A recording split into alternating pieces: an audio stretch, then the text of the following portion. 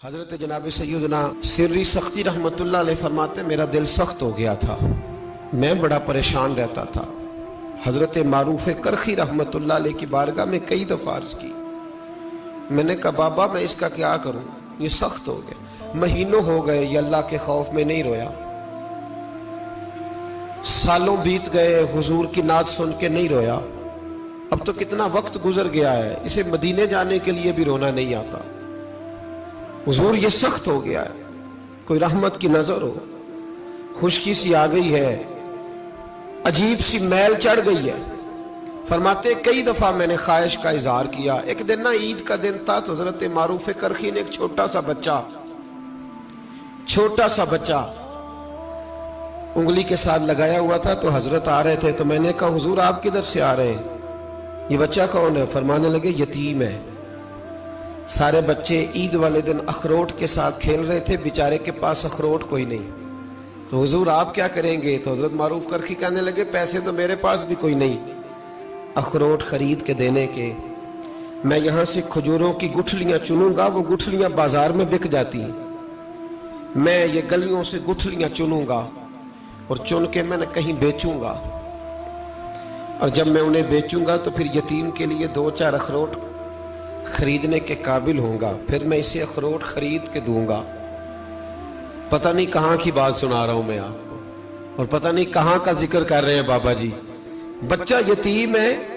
بچے اخروٹ سے کھیل رہے تھے، اس کے پاس اخروٹ کوئی نہیں۔ بابا آج کا پیر تو معرفت کی بات کرتا ہے، تو یتیم کے لیے گٹھلیاں چننے چلا ہے۔ آج کا پیر تو کہتا ہے میں اسی والے کمرے میں بیٹھ کے تمہیں بڑا عرش کے اعلیٰ کی بات بتاؤں گا، یتیم کے لیے گٹھلیاں چننا، مدرسے کے طلباء کی نوکری کرنا، یتیموں کا، غریبوں کا، ان مجبوروں کا خیال کرنا، یہ تو رواج ہی نہیں ہے آج کا۔ بابا تو کیا کہانی سنا رہا ہے؟ تو حضرت معروف کرخی کہنے لگے گٹھلیاں چنوں گا، پھر انہیں بیچوں گا، پھر جب کچھ پیسے ملیں گے نا تو میں اسے اخروٹ خرید کے دوں گا، اور فرمانے لگے جب یہ اخروٹ سے کھیل کر ہنسے گا نا تو اللہ میرے دل کو سکون عطا فرمائے گا۔ میں گٹھلیاں چننے جا رہا ہوں، میں مزدوری کرنے، تیری تلاش میں پھرا میں جنگل، پہاڑ اور دشت میں۔ تو حضرت سری سختی فرماتے ہیں میرے گھر میں پیسے تھے، میں نے کہا حضور اگر یہ نوکری مجھے مل جائے تو میں غلام جو ہوا، اگر مجھے دے دے یہ نوکری تو میں نہ کر لوں؟ فرمانے لگے تو کر لے۔ فرماتے میں اس یتیم کو پہلے گھر لے گیا، وہاں سے میں نے پیسے لیے، پھر بازار لے گیا، کپڑے خریدے، اس کے لیے ٹوپی خریدی، پھر میں نے اسے 2 کھجوریں کھلائیں، پھر اخروٹ خرید کے دیے۔ حضرت سیدنا معروف کرخی کہتے ہیں اس کو میں نے چیزیں دے کے نا، وہ بچہ تھا، بچے ہی ہوتے ہیں، میں نے جب اسے اخروٹ دیے تو وہ دوڑنے لگا، میں بھی ہلکا ہلکا پیچھے چلنے لگا۔ فرماتے ہیں وہ جا کے بچوں کے گروہ میں مل گیا، وہاں درجنوں 20 بچے کھیل رہے تھے، وہ مل گیا، وہ کھیلتا رہا۔ آپ فرماتے ہیں لوگوں اس دن میرے رب نے میرے دل کو اپنے قرب کی لذت بھی عطا کی، اور میرا دل تھا میرے سینے پر ساری رات، تھا میرے سینے میں میرا دل، پر ساری رات میرے نبی کے قدموں کا طواف کرتا رہا ہے۔ اب نہ لگ گیا ہے، پاک ہوئے تے پاک بھی ملدا ہے، اے بنا پاکوں پاک نہیں ملدا۔ سادے وجود نو تون دے نالوں اکو تولا ٹکڑا دل دا، دل لگا کے، دل لگ جائے تو پھر وہ لگ جاتا ہے۔ آپ یقین کریں لگتا ہے تو مزہ دیتا ہے، اور جب تک لگتا نہیں پھر کوئی بھی کیف سرور حاصل۔ امام زین العابدین رضی اللہ تعالیٰ عنہ مولا علی شیر خدا کے پوتے، امام حسین کے صاحبزادے، سیدہ پاک کی پیاری نسل، امام زین العابدین گھر میں نماز پڑھ رہے تھے، غور کرنا بات پہ، گھر پہ نماز پڑھ رہے تھے، گھر میں آگ لگ گئی۔ جب آگ لگی ہے تو پھر شور بھی ہوتا ہے، کچھ لوگوں نے شور مچایا، آگ آگ آگ، دور دراز سے لوگ دوڑے، آپ کا ایک چھوٹا بچہ بھی پاس سویا ہوا ہے، آگ لگ گئی، شور ہو رہا، دور دراز سے لوگ پانی لے کے دوڑ رہے ہیں، آگ بجھائی جا رہی، امام صاحب نماز پڑھ رہے ہیں۔ حکم ہے کہ ایسی ایمرجنسی دیکھو تو نماز توڑ دو، پر اس کے لیے جو دیکھے ہی نہ،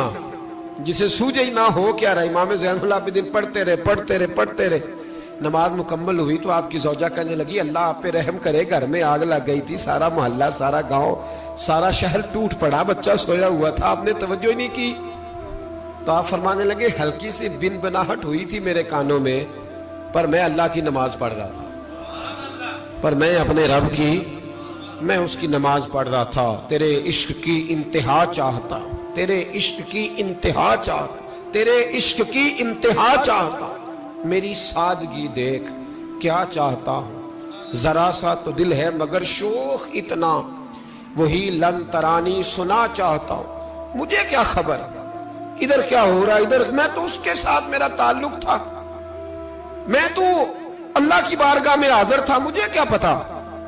بی بی کہنے لگی آگ لگ گئی تھی، تو فرمانے لگے بھلی مانس چپ کر، تم دنیا کی آگ بجھا رہے تھے، میں جہنم کی آگ بجھا رہا تھا، تم لوگ اپنے شور میں تھے تو میں اپنے ذائقے میں۔ الذین ہم فی صلاتہم خاشعون، فرمایا یہ لوگ اپنی نمازوں میں عاجزی کر دل لگا کے کرتے ہیں جو کرتے ہیں۔ اور بڑی خوبصورت مثال ہے، حضرت رومی نے لکھی ہے، بڑی مشہور بھی ہے۔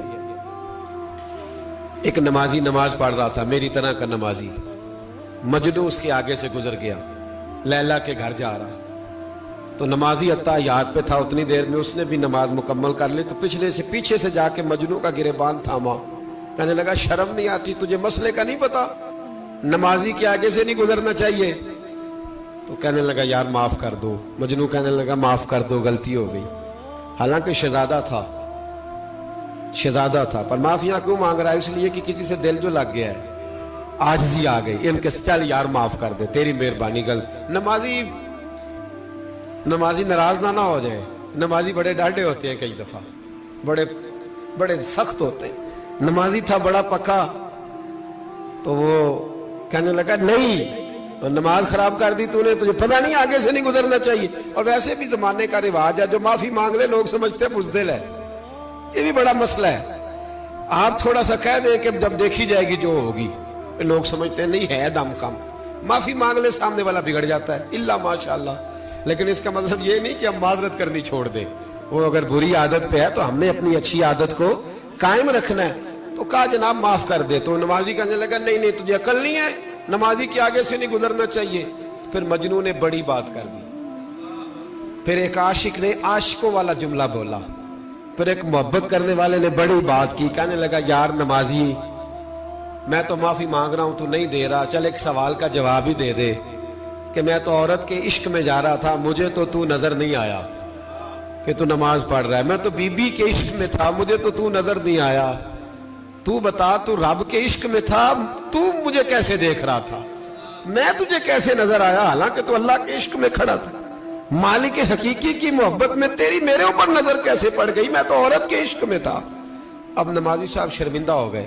مجنو کہنے لگا آج کے بعد جب رب کی بارگاہ میں کھڑے ہونا نا تو والذین آمنوا اشد حبا للہ، پھر نماز کے لیے نہیں، اس کے پیار میں بھی کھڑے ہونا، دل لگا کے